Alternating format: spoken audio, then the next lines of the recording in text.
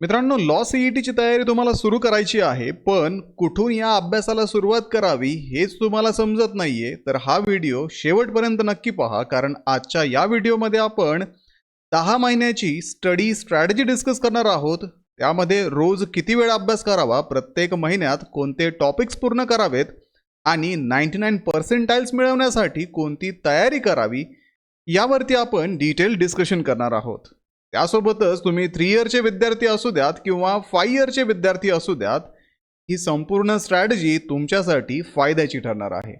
तर मित्रांनो, लॉ सीईटीसाठी असणारी जी लाईव्ह बॅच आहे ती ग्लोबल ऑनलाईनमध्ये 13 जुलैपासून सुरू होत आहे. या बॅचमध्ये तुम्हाला डेली लाईव्ह क्लासेस दिले जातील, रेकॉर्डेड व्हिडिओ लेक्चर्स सुद्धा इथे अवेलेबल असतील, संपूर्ण अभ्यासक्रमाच्या अपडेटेड नोट्स, 50 पेक्षा अधिक मॉक टेस्ट आणि प्रॅक्टिससाठी 2000 पेक्षा अधिक MCQचा संच इथे दिला जाणार आहे.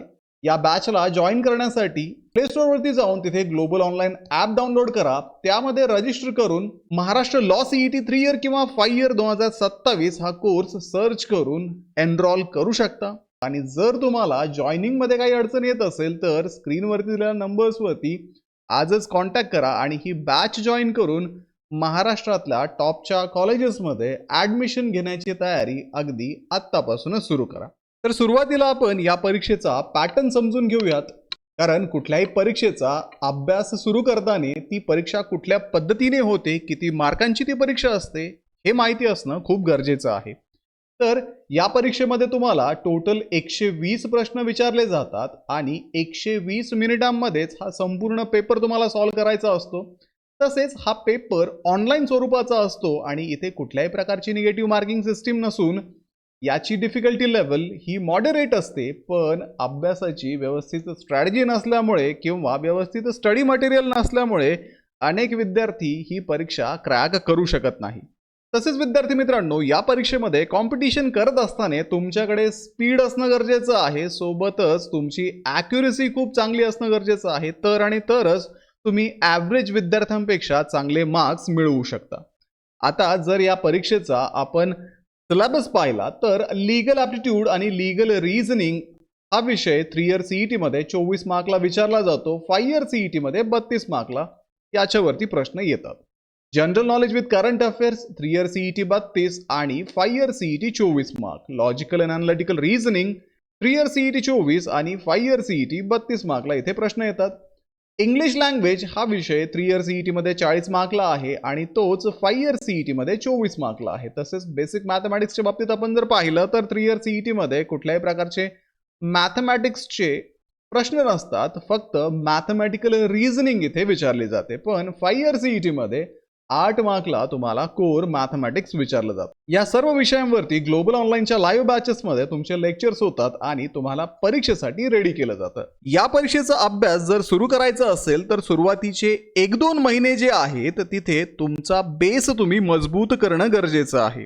या काळामध्ये सर्वप्रथम तुम्ही परीक्षेचा पॅटर्न, अभ्यासक्रम संपूर्णपणे समजून घेणं महत्त्वाचं आहे. तसेच विद्यार्थी मित्रांनो, रेग्युलर तुम्हाला डेली स्टडी रुटीन बसवणं गरजेचं आहे. डेली तुम्हाला एक फिक्स टाइम या परीक्षेसाठी द्यावा लागणार आहे. त्यानंतर इंग्रजी वाचण्याची सवय तुम्ही ठेवायला हवी, कारण या परीक्षेमध्ये पॅसेजेस सुद्धा विचारले जातात आणि मोठे मोठे पॅसेजेस जर आले तर इंग्लिश वाचण्याची सवय नसल्यामुळे तुमचा वेळ तिथे जास्त खर्च होतो आणि इतर सेक्शनसाठी तुम्हाला जास्त वेळ मिळत नाही. लीगल ॲप्टिट्यूडच्या बेसिक कन्सेप्ट तुम्ही सुरुवातीला शिकणं गरजेचं आहे. तसेच लॉजिकल रिझनिंगचे फंडामेंटल्स तुम्हाला माहिती हवेत आणि डेली करंट अफेअर्सचं प्रिपरेशन सुद्धा तेवढंच इथे गरजेचं असणार आहे. थोडक्यात तुम्हाला स्ट्रॉंग बेस सुरुवातीला 2 महिन्यामध्ये बनवायचा आहे आणि त्यानंतर इंटेन्सिव्ह प्रॅक्टिस या परीक्षेची करायची आहे.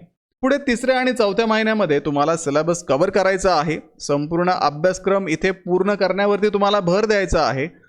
इंग्रजी विषयामध्ये ग्रामर आणि व्होकॅब्युलरी तसेच रीडिंग कॉम्प्रिहेन्शनची प्रॅक्टिस करायची आहे.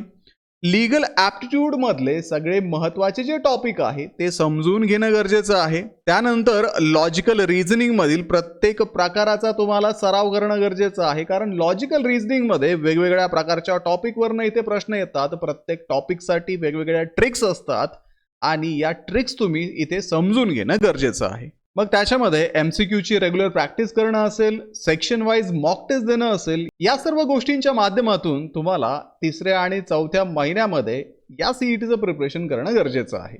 पुढे मग 5व्या आणि 6व्या महिन्यामध्ये तुम्हाला डेली मिक्स्ड MCQ सॉल्व्ह करणं गरजेचं आहे. थोडक्यात वेगवेगळ्या विषयाचे MCQ तुम्हाला एकत्र घेऊन इथे सॉल्व्ह करायचे आहे.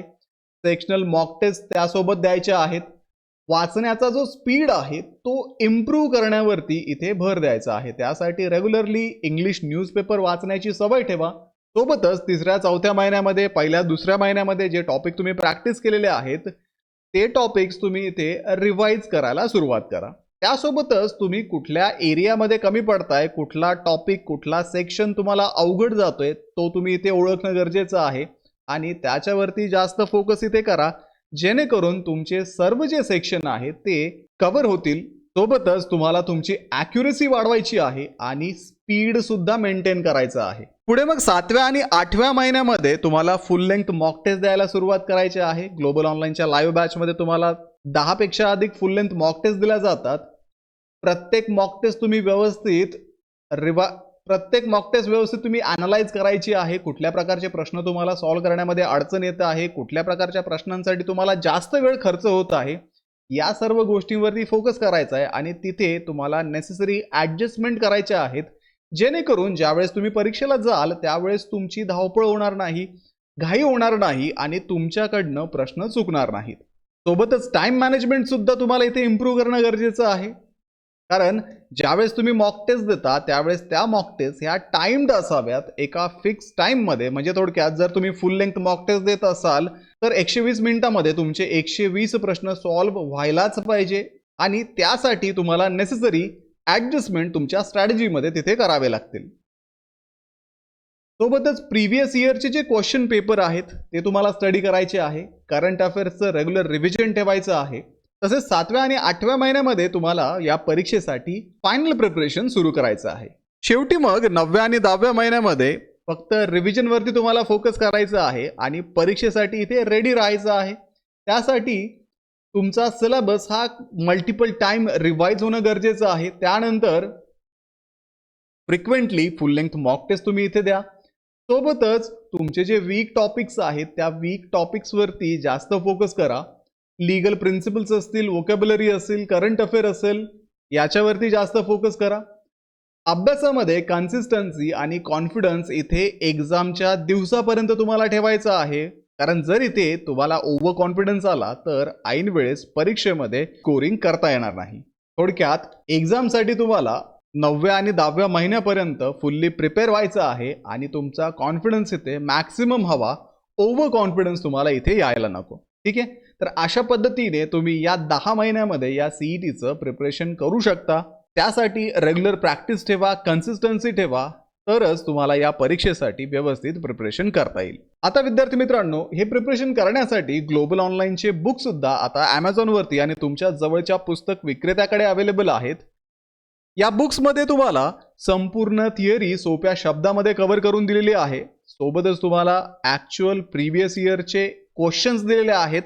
प्रॅक्टिससाठी तुम्हाला क्वेश्चन बँक सुद्धा अवेलेबल आहे, ज्याच्यामध्ये 25 प्रॅक्टिस पेपर आणि 2600 पेक्षा अधिक MCQ तुम्हाला उत्तरांसहित इथे मिळणार आहेत. जे विद्यार्थी मराठीमध्ये या परीक्षेचं प्रिपरेशन करत आहेत त्यांच्यासाठी मराठी बुक्स अवेलेबल आहेत. जे विद्यार्थी इंग्लिशमधून या CETचं प्रिपरेशन करत आहेत अशा विद्यार्थ्यांसाठी इंग्लिशमध्ये सुद्धा हे बुक्स अवेलेबल आहेत.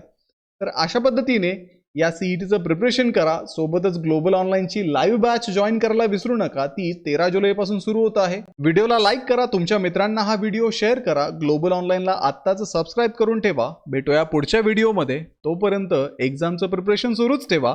थँक्यू.